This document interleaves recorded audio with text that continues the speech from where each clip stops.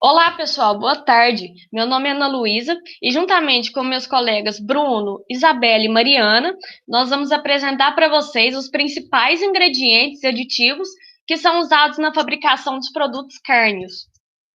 Pessoal, a carne é a parte comestível de um mamífero, de uma ave ou de algum outro animal que, por ocasião do abate, esteja em perfeita saúde e que tenha por finalidade a alimentação humana.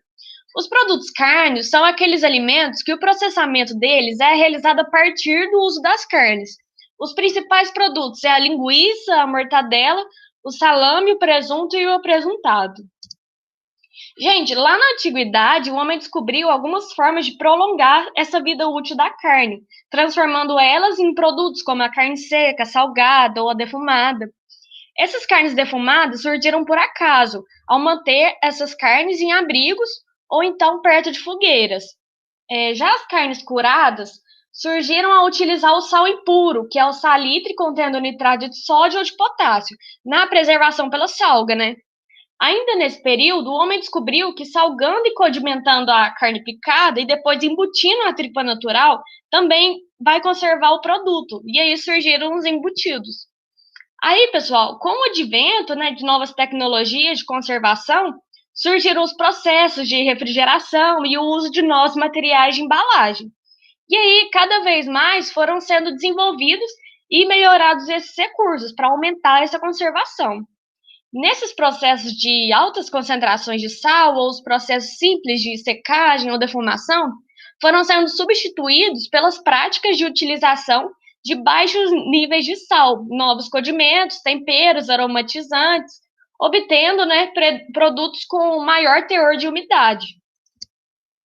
Atualmente, esse desenvolvimento de novos produtos processados tem a função de fornecer para o consumidor produtos de paladar variados e adequados, fazendo com que a indústria de produtos carnes aproveite melhor aquela popular carne de segunda. Os produtos carnes processados podem ser definidos como aqueles em que se modificou alguma característica ou propriedade da carne fresca, visando, prolongar a vida comercial dos produtos por meio de alguma anulação ou até a atenuação de algum micro-organismo ou de enzimas. Nos produtos carnes processados, a integridade da matéria-prima do produto é sempre preservada e as qualidades nutritivas e organolépticas são mantidas ao máximo. Mas é importante que, para a obtenção desses produtos carnes de boa qualidade, é fundamental que essa matéria-prima, que é geralmente a carne, também seja de boa qualidade. Os processos utilizados para a conservação desses produtos são divididos em físicos, químicos e biológicos. Os físicos são aqueles que constituem os tratamentos pelo calor, pelo frio ou por radiações. Os químicos são aqueles que preveem a cura pelo sal, a acidificação, a adição de conservadores naturais ou artificiais, ou até então a defumação. E por fim, os biológicos são aqueles que agem à conta de antibióticos e de fermentos, como na maturação de salames e do presunto. Pessoal, em 2019, a Anvisa, que é a Agência Nacional de Vigilância Sanitária, publicou uma resolução de 14 de março que estabelece que os aditivos alimentares são autorizados para aplicação em carnes e produtos cárneos, com suas funções, limites máximos e condições de uso. Bom, pessoal, e falando aí então dos ingredientes e aditivos, né? Eles são adicionados em qualquer tipo de formulação de produtos carnes.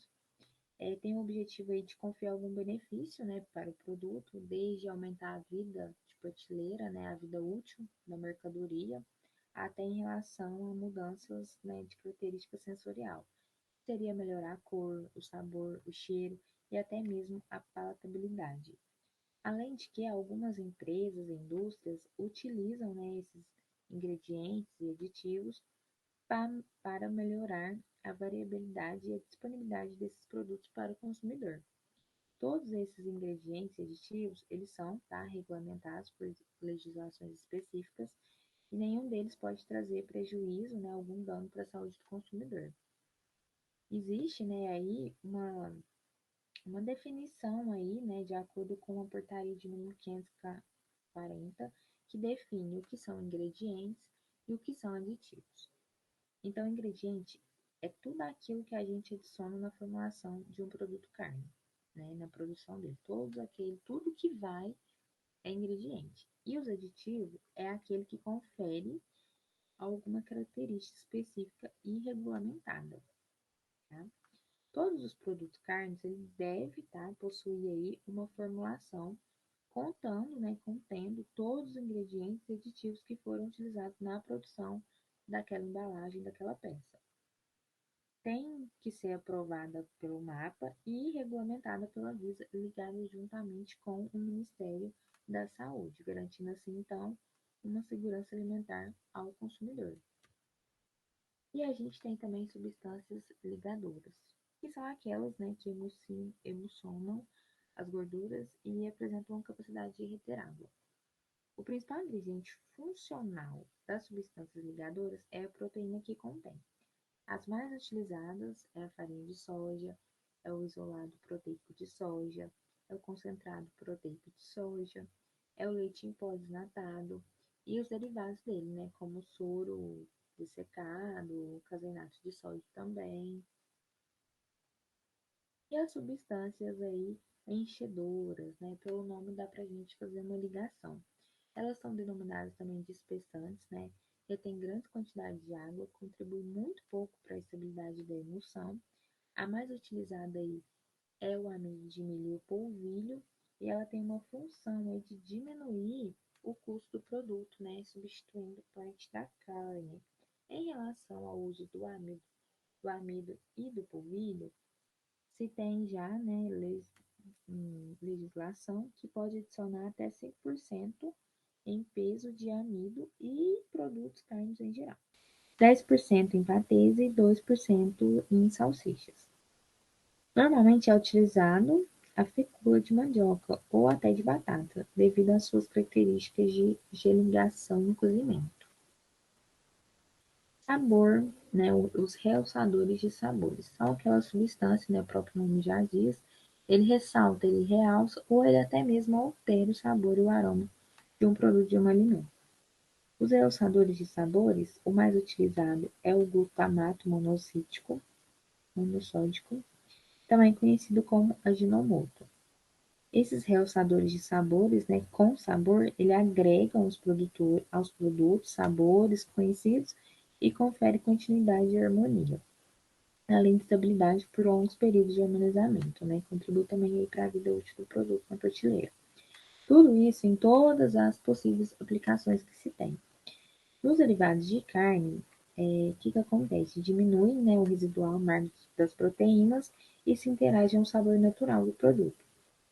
E aí a gente tem como exemplo aqueles realçadores defumados, que ressaltam uma suave nota de defumado, que lembra o quê? Lembra o bacon. A gente tem também o carne, que ressalta o sabor de carne assada, né, o churrasco.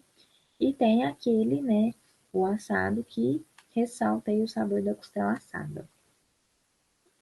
Bom, pessoal, como nós sabemos, a maior parte dos alimentos, tanto de origem vegetal como animal, se deteriora com facilidade.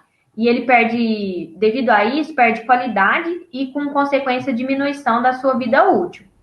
Essas perdas, elas dependem de vários fatores, dentre eles o tipo, a composição, formulação, embalagem e a condição de estocagem deste alimento, sendo que a principal forma de deterioração dos alimentos é de origem microbiana. Sabendo disso, os conservantes alimentares, eles são substâncias que são adicionadas a um determinado alimento e elas têm a função de impedir ou retardar alterações provocadas pela ação de micro-organismos, enzimas ou agentes físicos. Atualmente, os conservadores eles vêm sendo cada vez mais utilizados pela indústria alimentícia, uma vez que é crescente, né, a demanda por alimentos quimicamente estáveis, seguros e com maior durabilidade. Os conservantes mais utilizados são dióxido de enxofre, ácido benzoico, ácido sórbico, ácido propiônico, na forma livre, ou de sais de sódio ou potássio e nitritos e nitratos de sódio e potássio. Além disso, os conservantes, principalmente os nitritos, eles têm a ação em retardar o crescimento de uma grande variedade de micro-organismos, especialmente as bactérias formadoras de esporos, como o Clostridium botulinum. Quando a gente compara os nitritos com os nitratos, os nitritos eles são os mais utilizados, pois eles reagem mais rapidamente para a formação do óxido nítrico. A utilização de nitratos é bem mais restrita, porque é necessária a sua conversão a nitrito por bactérias do gênero Microcosse. E esse processo ele é lento. E devido a essa reação lenta, seu uso ele só é recomendado em produtos que apresentam um processo longo de maturação. O cloreto de sódio é o único ingrediente totalmente indispensável na conservação das carnes, sendo utilizado na forma de sal marinho ou sal grosso e sal refinado ou sal de cozinha. Ele é o principal agente de sabor usado nos produtos carnes.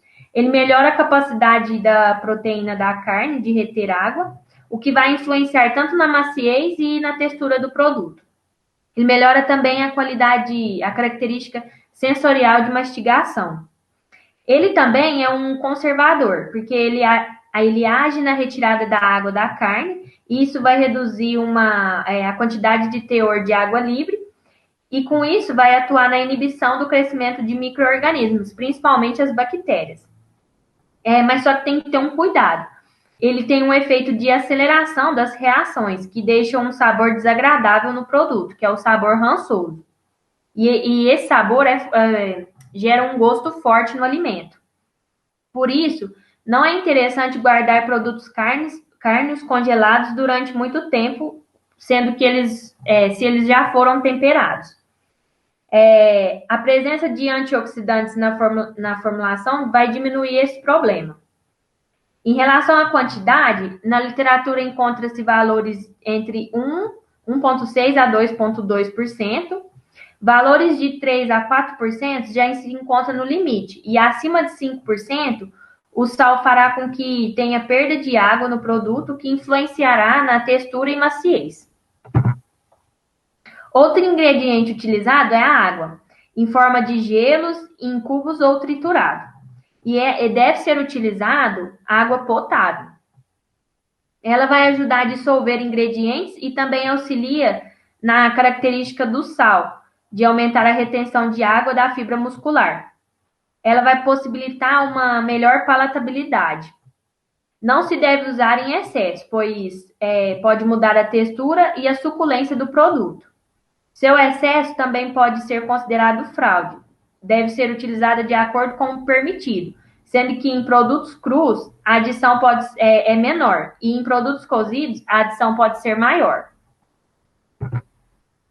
Os estabilizantes, eles evitam que, com o tempo, os ingredientes se separem em diferentes fases, onde atua promovendo uma interação homogênea de ingredientes, como a água e o óleo, que normalmente se separariam. Melhora a fatiabilidade dos produtos. Eles aumentam a capacidade de retenção de água e gordura no produto, alterando então na maciez e na suculência. Também aumentam o rendimento da produção, a viscosidade e a consistência dos produtos. Para a indústria da carne, os estabilizantes eles são constituídos basicamente por fosfatos, que são orta, meta e pirofosfatos, que são quimicamente balanceados em formulações proporcionais, para que cumpram suas principais funções de regular e estabilizar o pH, hidratação, dispersão e auxílio na emulsão proteína, gordura, água. Os antioxidantes são usados como aditivos alimentares para prevenir ou retardar alterações oxidativas. Essas alterações influenciam negativamente na cor, sabor e odor do produto, como a gente pode observar nesta imagem. Evitam também o processo de formação do ranço das gorduras, além de complementarem a ação dos conservantes, mantendo a coloração rosa e avermelhada por um tempo indeterminado nos embutidos. Os antioxidantes sintéticos mais utilizados pela indústria brasileira são o BHA, BHT, PG e o terc-butil-hidroquinona. E entre os oxidantes naturais mais utilizados podem ser citados tocoferol, esteróis, ácidos fenólicos e extratos de plantas, como alecrim e sálvia. Bom, os emulsificantes são produtos da base de maltodextrina e eles vão apresentar diversos efeitos aos produtos cárnicos. Vão proporcionar mais ligas linguiças, vão evitar o esmagalhamento na hora de você fritar ou assar, e também vai auxiliar no fatiamento desses produtos, como a mortadela e a salsicha.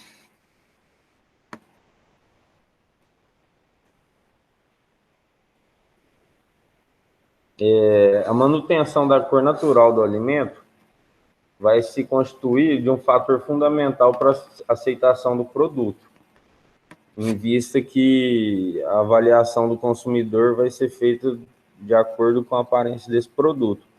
Por isso é extremamente importante o uso dos corantes. A lógica do consumo dos produtos vai, igual eu falei, iniciar pelos olhos, então alimentos mais coloridos, mais vistosos vão acabar sendo mais atraentes. De uma forma geral, a aparência do produto justifica a aceitabilidade dele. Por isso é importante o emprego dos corantes. E os corantes também correspondem a um grupo dentre os aditivos alimentares. É um grupo bastante numeroso. E tem duas classes bem distintas de corantes que estão disponíveis para uso em alimentos, que são os sintéticos e os naturais. Apesar dos corantes sintéticos apresentarem um custo mais baixo de produção e também terem maior estabilidade, o número de aditivos sintéticos permitidos nos países desenvolvidos está sendo cada vez mais diminuído e estão sendo substituídos por corantes naturais. E dentre esses naturais, o que é mais utilizado aqui no Brasil é o urucum, na verdade. E ele representa cerca de 90% dos corantes naturais usados aqui no Brasil. E no mundo, cerca de 70%. Tem sido discutido bastante a respeito da toxicidade dos corantes sintéticos e também dos riscos que eles podem causar à saúde. Muitos dos problemas de saúde, como as alergias, rinite, hiperatividade, danificação cromossômica, tumores, entre vários outros, têm sido reportados por diversos autores de acordo com que esses problemas são causados por esses corantes. As proteínas vegetais são ingredientes de uso tradicional em embutidos. Em emulsões cárneas, permitem faixas mais amplas de temperatura de emulsificação, favorecem a formação de emulsão e sua estabilidade. Reduz perda na hora de cozinhar, previne também a liberação de gordura, vai melhorar a textura e a fatiabilidade dos produtos. E dessas, a que é a mais utilizada é a proteína da soja. Os condimentos são temperos que desenvolvem o sabor e o aroma característico dos produtos cárnicos. E esses aromas são de alho, cebola, cebolinha, pimenta, páprica, noz moscada, cravo, alecrim e vários outros. E eles também atuam como antioxidantes, né? Que no caso é a pimenta do reino, o cravo e a noz moscada. Os condimentos como o alho, a cebola, as cebolinhas são essenciais no preparo dos embutidos. No caso das ervas finas, a gente dá destaque para o agrião, para a cebolinha, que também são muito utilizados. Outros ingredientes secos de gosto mais particulares e agradáveis, como a noz moscada, a canela, o cravo da Índia, o gengibre, o alçafrão e vários outros, também são bastante utilizados em patês e também nos embutidos bem temperados. Vai variar de acordo com o gosto do consumidor. A pimenta também é um outro ingrediente que desempenha um papel importante na elaboração dos embutidos. A pimenta branca, que nada mais é que a pimenta do reino colhida madura e sem a polpa que envolve ela, é a mais fina e aromática do que a pimenta negra. Que no caso seria a pimenta do reino normal. A pimenta doce, a pimenta da Jamaica, que é aquela de cor vermelha, que dá um gosto especial, né, no produto, por causa do seu perfume mais forte, o sabor de cravo, também, por isso ela é bastante utilizada. E tem também a pimenta vermelha, que é também chamada de pimentinha, ou a pimenta malagueta, que todo mundo conhece aí. Ela deve ser utilizada, ela é muito utilizada, mas ela deve ser usada com cautela, né? Porque tem gente que não gosta da coisa, que geralmente fica mais ardida. E a gente tem que ter bastante cuidado com a contaminação de fungos e das bactérias na hora de manusear esses embutidos. Pessoal, essas aqui são as nossas referências. Muito obrigado a todos e a gente está aberto às dúvidas aí.